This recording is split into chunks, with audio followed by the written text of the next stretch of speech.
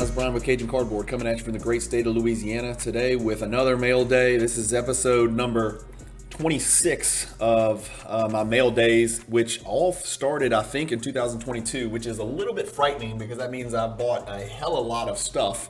But my financial investment is your game because you get to sit back and enjoy and second guess and applaud and or question the stuff that I pick up and that I put into my collection, either as a collector piece or an investment piece. So today's mail day is going to be a little interesting for you guys. It's a little off the beaten path. As you guys know, I have a sort of a difficult time staying focused in the hobby, and so sometimes I'll chase rabbit holes and I'll follow different pathways in the hobby. I'm not real good at narrowing the focus of my collection, and that's today's episode is about 9 pieces that I picked up, and we'll switch you over to the PWCC vault that just hit my PWCC vault today. I purchased I purchased about 50 to 60 magazines that featured Michael Jordan on the cover. Okay, I bought all of these raw. I bought them from a huge collection here in the city of Baton Rouge, or just outside the city of Baton Rouge, maybe early 2021. But I sent all these off recently to get graded by CGC, which apparently is the grading company of choice when it comes to grading comic books and magazines. Again, I did not know a lot. I had to educate myself a little bit. I had to join CGC. I had to become a member. I had to familiarize myself with the interface, just like I did with PSA or BGS. I asked a bunch of questions to comic book collectors because I don't know anything about comic books and I don't know anything about grading comic books or magazines. I was advised that CGC is the place of choice. And again, their sports card division is CSG, which I don't mess with very often, but apparently CGC is sort of the PSA of grading comic books and magazines. And so that's where I sent these cards. I didn't know much about the magazines themselves. This is really just was a collector-driven endeavor that I thought would be really cool. It's that set collector gene that came out of me. I wanted every single Michael Jordan Beckett Basketball Monthly price guide in graded condition and to put it in my collection and say, I've got it. It's just one of those things. It happens all the time. Something will click in my head when I'm in the shower or right when I wake up in the morning or right when I'm going to sleep at night.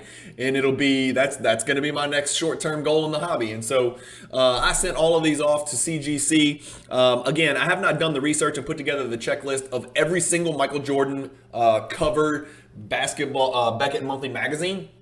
For those of you who are really young and don't know what I'm talking about, well, let me just click one, right? We'll just start with the first one. Let's pull it up on the screen here to share with you. But this is issue number 67. It features Michael Jordan on the cover. These magazines came out every month, and they were essentially, we called them Beckett price guides, right?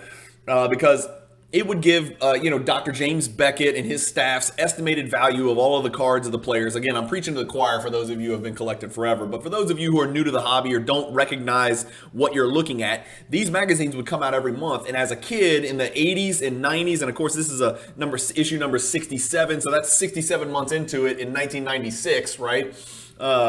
These magazines would come to card shops, and then you would go in and purchase these at card shops. Sometimes you could find them at bookstores late in the game, but early on in the game, when Beckett baseball magazines came out, and they came out in the mid 80s, right? And then when Beckett basketball magazines started in 1990 with Jordan on issue number 1 cover, those came out. It was always a very exciting feeling. You knew when those were going to hit the hobby shop store, and you had to buy them quick or they wouldn't have enough inventory, and then you wouldn't know what your cards were worth. Now, usually each hobby shop would have one of these magazines sitting on their counter for people to look at to sort of do their best to price cards. We didn't have eBay. We didn't have Card Ladder. We didn't have Market Movers. We didn't have any of these other, data compilation companies that give us these comps and these idea of what these cards are worth. This was all we had, right? It was this was how the hobby was done. You couldn't wait to get this magazine to see what was on the top 10 hot list and what was on the cold list, and then to see, if there was an arrow up, which would indicate that your card went up in value from the prior month's issue. The last thing you wanted to see is your card going down, right? But this was the Bible basically, and it came out every month, and you just couldn't wait to get your hands on it. But what you're looking at is a CGC 9.8, which from my understanding, is the same thing sort of as a PSA 10 in CGC magazine grading world. So this is a 9.8. You can see it's got a Jordan. I think that's a 1990. I can't see it because it's too small, but it's either 1995 or 96 flare right there. Just a Jordan base card on the cover. But man, what an iconic pose of Jordan driving to the basket with his left hand in that Bulls pinstripe uniform that we've come to know and love, wearing the Concord 11s. I mean, is there a more slick, more transcendent, iconic basketball player than Michael Jordan wearing the black with the red pinstripes in the Concord 11s? Just an absolute freak of nature. On the back, we've got, I believe that is Ed O'Bannon.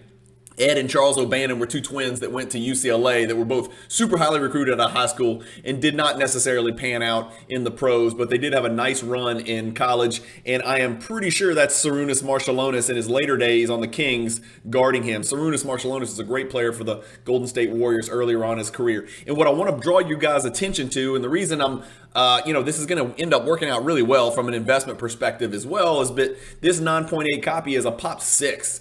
There's 6 of these. That's not a lot, especially in the Jordan world. Anytime you have something that features Michael Jordan, whether it's a card, a magazine, or a coin, or a notebook, or a lunchbox, or anything like that, that's Pop 6, you've got something. And so it ended up being a pretty good decision. And we'll talk a little bit about pricing and crap like that after. But number 2 is issue number 74. And so this one says still soaring, a decade old, the 86-87 Fleer Michael Jordan card, right? And so you've got, Terry Cummings right here. Everybody's watching Jordan dunk the ball. Again, he's wearing the Concords down here. It's also in 1996. This is issue 74. You've got what appears to be an extremely trimmed, trimmed copy of the 1986 Michael Jordan Fleer number 57 rookie card that's been talked about so much recently. And then on the back, look what we got. We've got the young answer, right? That was Allen Iverson's nickname back in the day. So this was the answer in his playing days at Georgetown. And I want to direct your attention at what is on his feet. Yes, that is right.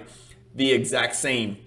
And that is where you knew Michael Jordan hits different, right? When the greatest prospect in the world was wearing Michael Jordan's shoes, looking up to Michael Jordan, idolizing Michael Jordan, wanting to be Michael Jordan. And Michael Jordan still had 3 more championships coming, and he was already idolized and looked up to like that. So that's just something that I wanted to draw your attention to. This one is a Pop 3 in a 9.8 condition. So another Jim Mint Michael Jordan Beckett Monthly Magazine here, and this one's a Pop 1 of 3 with none graded higher. Next on the list, and we've got 9 of these guys, so I'll give you a little spoiler. Beckett Basketball Monthly after Jordan had won the title, and this is issue number 38. Right, featuring Michael Jordan from September of 1993. He's holding the trophy. He's got the cigar. We've seen it all. This is after his first three-peat. We've got a little cheap NBA Hoops Bulls team card down there with Stacey King, Pippen, Jordan, and Horace Grant with the Chicago skyline in the background. Who's on the back? None other than the great Jim Jackson. At one point, Jim Jackson and Jamal Mashburn formed an extremely formidable Western Conference scoring machine over there. He's being guarded by Terry Porter, who is another great, just super underrated, consummate professional, just a nasty defender and a really good three-point shooter. Terry Porter faced Michael Jordan in an NBA Finals as well, and that was, of course, they were the victim of the shrug game where Jordan decided he was a three-point shooter out of nowhere. This one is a 9.6, but it's a Pop 11, and there are no 9.8s, so that gives you some idea. People are trying to grade this magazine. They're at least 0 for 11. There may be 9.4s and 2s and 9s and 8s and 8.4s or whatever. But this is a 9.6, so not the highest grade achievable, but there are none graded 9.8 or higher. So that's something to keep in mind as well. Here's another example. It's a 9.6. It's a Beckett Basketball Monthly. It's issue number 58, featuring Jordan on the front. He's got the, I believe that's an SP gold card right there. You got Tom Chambers, you got Danny Ainge right there. I think that might be Horace Grant over there to his left. I can't really tell. But this one is from 1995. Is that right? May of 1990. Yeah, May 1995. This is issue number 58. Jordan on the cover, wearing the, as you remember from the Jay-Z song, wearing the 4-5 On the back, who do we have? Wow, Brian Grant, Eldon Campbell, and Vlade Divac. There's a blast from the past. Now, Brian Grant had a little stretch for the Kings where he was just this young, monstrous, athletic power forward who dunked everything and was a great rim protector and a great defender. That card that's featured on the back right there is literally probably a 5-cent card, and 99% of the people in the hobby are not going to have any idea who Brian Grant or Eldon Campbell was. But Brian Grant, good college player. Eldon Campbell, great college player at Clemson. And then Vlade Divac, obviously we know who Vlade Divac is, and now he's still involved with the Kings organization, if I'm not mistaken. But this one featuring Jordan on the cover from May of '95 is a Pop 10. Again, it's only a 9.6, but again, no 9.8s out there. So there's another one I'll be looking to upgrade to a 9.8. Next is a 9.8, right? And so it's a Pop 13. There are 13 of these out there. So there's 13 9.8s. It's featuring Jordan, not in his uniform this time, but in some Jordan branded leisurely outfit. And this is Beckett Tribute. So this is not a Beckett monthly magazine. This is a Beckett Tribute number 3 featuring Jordan on the front, and it's about Jordan. And then on the back, it features Jordan in his Carolina uniform. Obviously, everybody remembers the shot that Jordan made in college to win them the national championship while he was at North Carolina under Dean Smith. Next is one that I'm really excited about. I also own this in a 9.8 already. The 9.8 is a Pop 3. I know that for sure. They don't have the pop up here of the 9.6, but again, for those of you who are interested, or those of you who do have graded CGC magazines or comic books, you can go search the registry there, just like PSA. So they have a registry and a pop count, a population report, I guess I should say, where you can just plug in the serial number of your slab up here. So you can plug in 378-972-3005 on CGC's website. It'll pull up everything about that magazine. It'll pull up why it graded a 9.6 and not a 9.8, what the concerns were. And it'll tell you how many there are in your grade, and it'll tell me how many have been graded higher. So this is a 9.6. This is actually issue number 10, but this is the second time Michael Jordan appeared on the cover of a Beckett Basketball Monthly magazine. So issue number 1 is 1, and then I've obviously shown you guys that many times, and I've stacked numerous copies of that in 9.8 condition in my vault. I think I'm up to 7 copies of issue number 1. And then this is issue number 10, which is the second time Jordan was featured on the cover of a Beckett Monthly magazine. This is a 9.6, but I also have one of the 3 9.8s out there. And ironically, one of the second 9.8, it was just priced a little bit too high for my taste. I think it was like $1,300 or something like that. Buy it now on eBay. It actually, I just got an email like 5 minutes ago that one more of the 3 9.8 issue number 10s sold for $625 best offer. So here's a guy that the world has forgotten about. Not Chris Morris in the background here. I'm talking about Derek Coleman. He was not the most athletic cat in the world, even though this does picture him coming off of a nice two-handed dunk. But he was a great college player at Syracuse, a tremendous player in the NBA. He was really a problem on the offensive end, extreme liability on the defensive end, and really did not have the greatest work ethic, but he had a lot of swag. He resonated a lot with young fans in the 90s, and he played on some really exciting Nets teams, I believe, with Kenny Anderson as well. So real fun teams to watch. And then, of course, Keith Van Horn rolled in there a little bit later in the game. But that's issue number 10, which is the second one featuring Jordan. Here is Beckett Monthly number 14. So we've seen Jordan on cover number 1, cover number 10, and then now cover number 14. This is from September of 1991.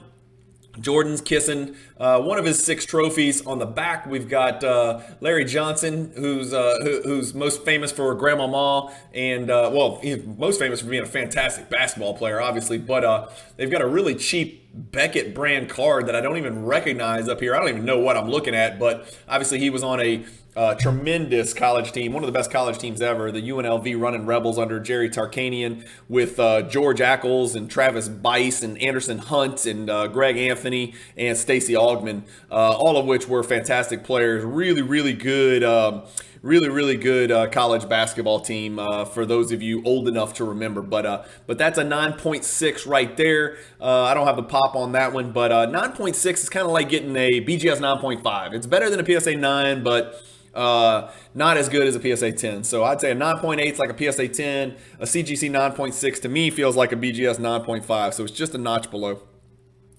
Next on our list is Beckett Monthly Magazine, issue number 41 from 1993. This is from December of 93, so this would have been coming out just before the Christmas season. I can probably tell you this is about when I phased out of the hobby.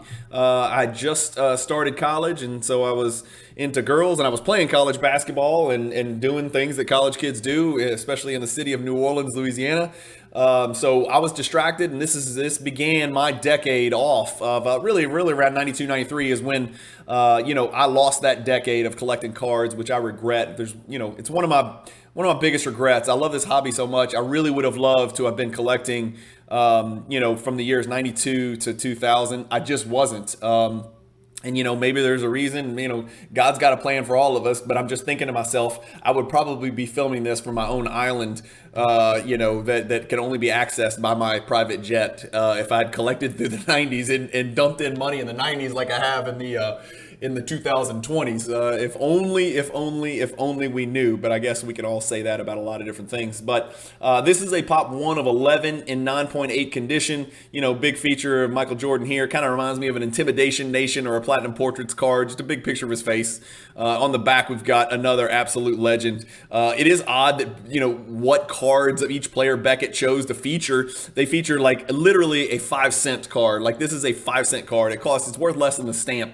This is just Olajuwon's Upper Deck season leaders card.